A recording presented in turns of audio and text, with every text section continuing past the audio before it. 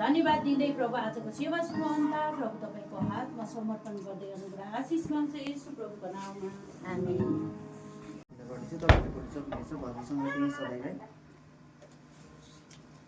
र म पढ्नेछु। शीर्षक छ परमप्रभु मेरा गोठाला है।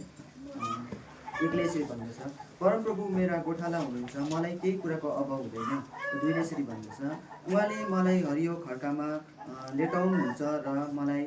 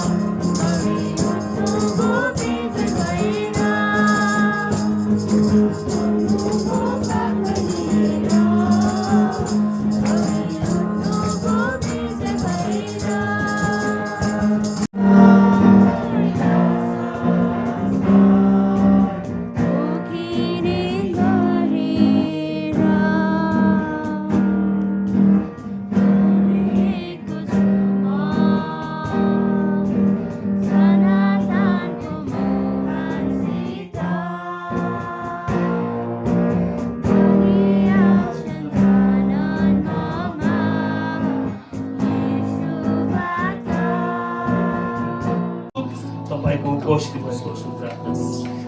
होली स्पिरिटलाई म चाहन्छु, यसको अभिषेकलाई चाहन्छु। वचन सुन्दै गर्दाखेरि प्रभु कुनै डिस्टर्बको हात रहनु पर्ने छैन, कुनै डिस्टर्बको कुराले मन मस्तिष्कलाई बदलाउने छैन। यीशु नाम हालेलुया हालेलुया। धन्यवाद दिन्छु तपाईँ प्रभु यसमा यो अवसरको निम्ति यीशुको नाम आमेन। यीशुको लागि सोच्नु पर्ने हुन्छ। यीशुले हाम्रो लागि सोच्छ भने हामी उहाँको लागि सोच्नुपर्छ। यीशुले हाम्रो लागि योजना बनाउँछ भने हामी उहाँको लागि योजना बनाउनुपर्छ। यीशुले हिँड्नु भन्ने बाटोमा हामी हिँड्नुभन्दा अगाडि उहाँलाई हामी भन्नुपर्छ, प्रभु म तपाईँसँगको बाटोमा हिँड्छु।